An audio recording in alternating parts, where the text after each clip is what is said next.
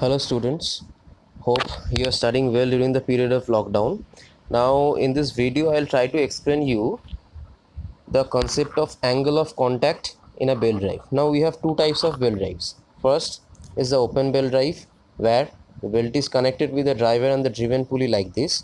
Next is the cross belt drive where the belt is connected in a crosswise like this. Okay, so we will derive the angle of contact for this open as well as cross belt drive.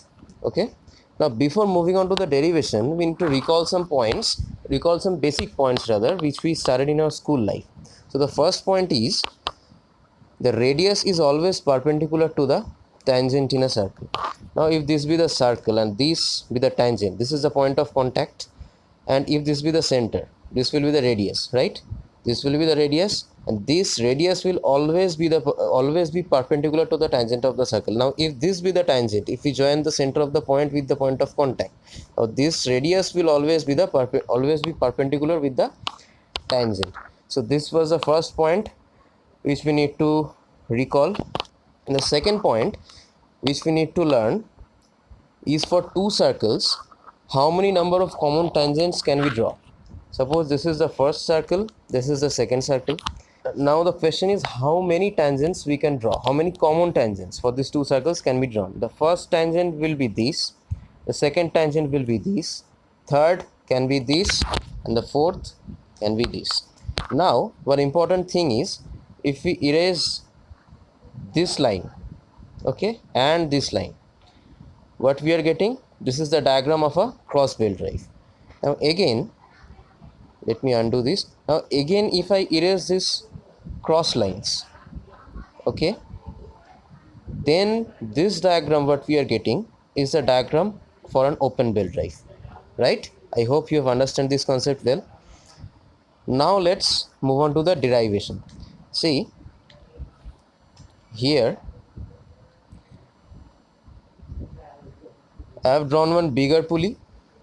This is the bigger pulley and let it be pulley 1, and this is the smaller pulley, let it be pulley 2. Okay, now we need to determine the angle of contact here. Now see, for this pulley or the bigger pulley, the belt is starting to get wrapped with the bigger pulley from this point which I have named as P. This is the point, and the wrap ends in the point A. Okay, now what we will do, we will join the point P with the center of the pulley, and again the point A with the center of the pulley. So we are getting a reflex angle here that is more than 180 degree. This will be the angle of contact which we are denoting by theta, right? This will be the angle of contact for the bigger pulley. Okay, now what will be the angle of contact for the smaller pulley?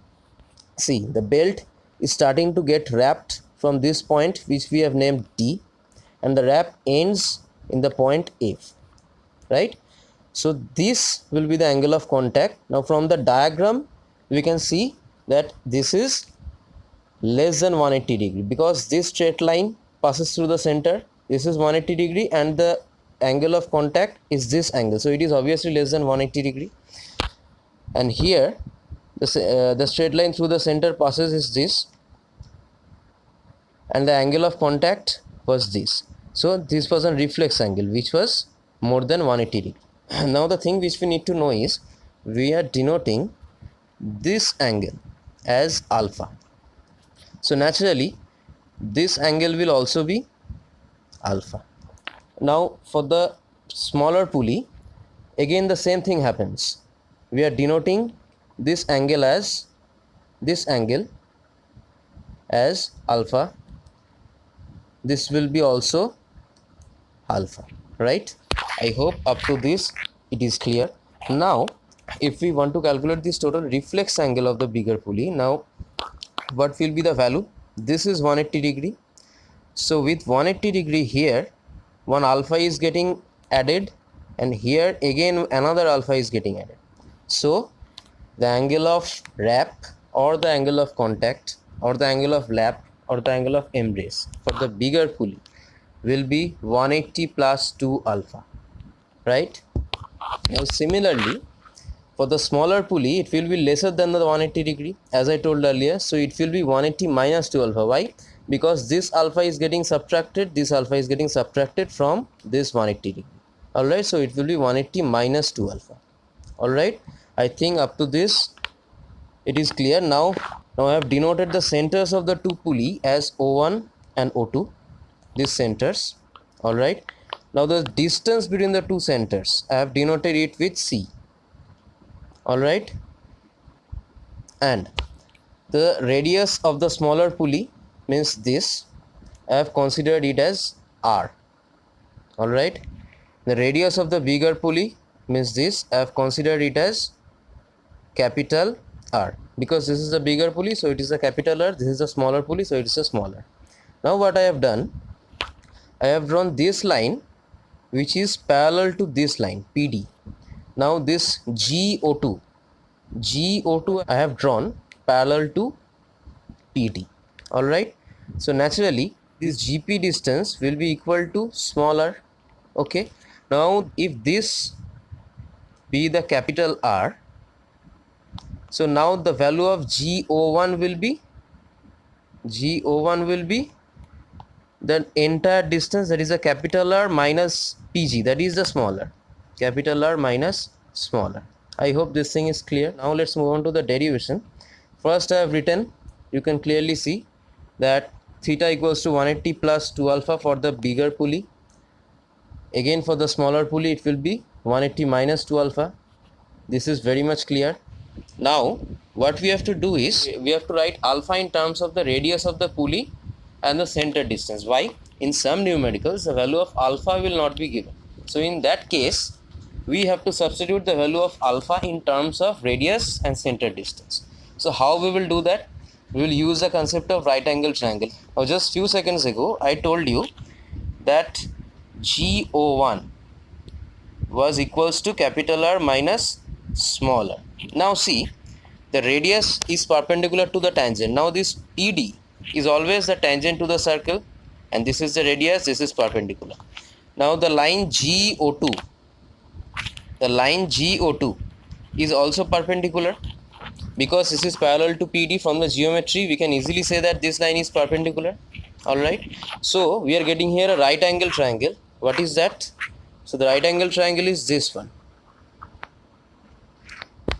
So if we draw the right angle triangle like this, this will be G, this will be O1, and this will be O2.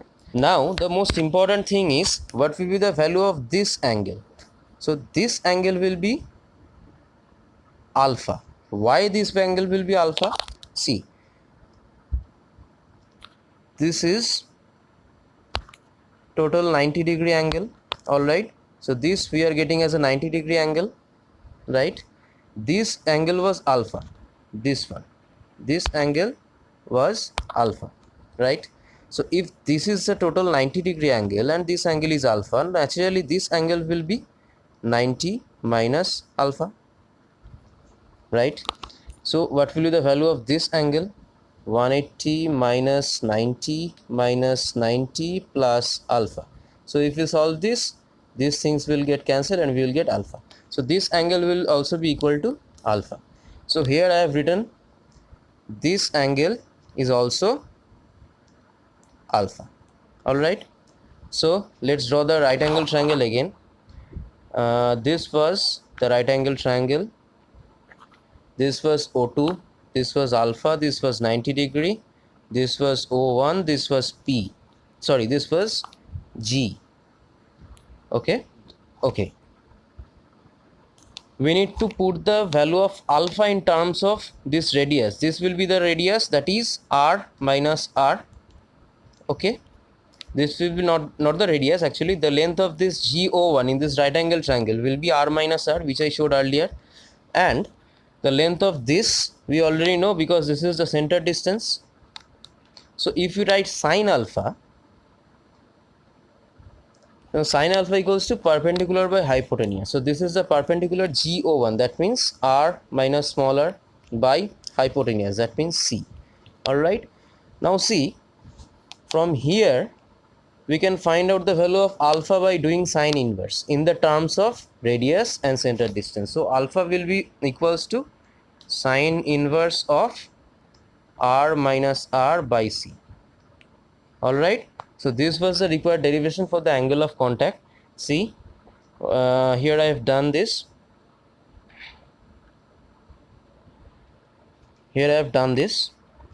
So ultimately we are getting the angle of contact.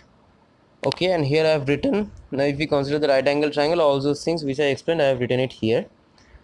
You can clearly go through this PDF, or if you want you can take a screenshot. Now one more thing to understand, the angle of contact for the bigger pulley was 180 plus 2 alpha. The angle of contact for the smaller pulley was 180 minus 2 alpha. Since 2 alpha is getting added with the 180 degree for bigger pulley, and here 2 alpha is getting subtracted from the bigger 180 degree in the smaller pulley, so naturally this theta will be greater than this theta. So the angle of contact for the bigger pulley is always greater than the angle of contact of the smaller pulley in an open bell drive. We need to remember this. Okay, so this was a simple derivation. I hope this is clear to you. Now we will find the angle of contact for the cross bell drive. Previously we have found the angle of contact for the open bell drive. Now we will find the angle of contact for the cross bell drive. Now before finding, naturally I'll explain you some basic things. So the first thing is 180 degree equals to pi radian. So 1 degree will be equals to pi by 180, and 1 radian will be equals to 180 by pi. Okay, that will be the thing. Now what is a radian? Let me also explain that. If this is a circle, okay, and this is the center, so this angle, let it be the theta. All right, now this arc I have named AB. So when the length of the arc, this length, okay, the length of the arc will be equal to the value of the radius of the circle, so then this theta will be 1 radian. Okay, so this is how the concept of radian came. So when arc will be equals to the radius, so theta will be 1 radian.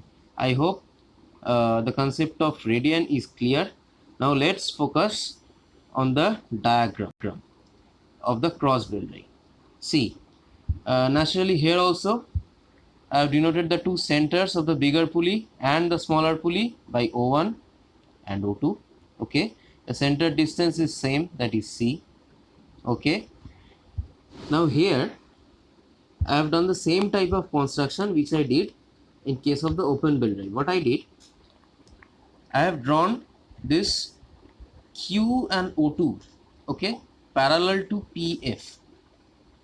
All right, now this is the bigger radius and this is the smaller radius. Radius of the smaller pulley is small r and radius of the bigger pulley is capital R.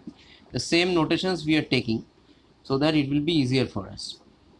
Okay, now the thing is that we are extending this line O1P up to Q.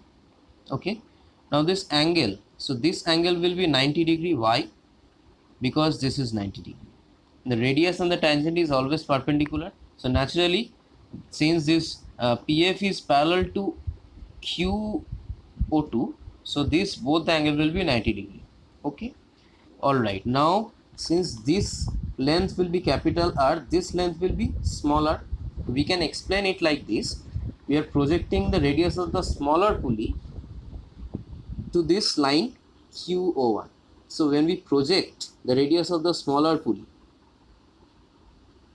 okay, it will be equal to PQ, so this will be the smaller and this will be the capital R. So the net distance, that is O1Q, will be capital R plus smaller. I hope this is clear.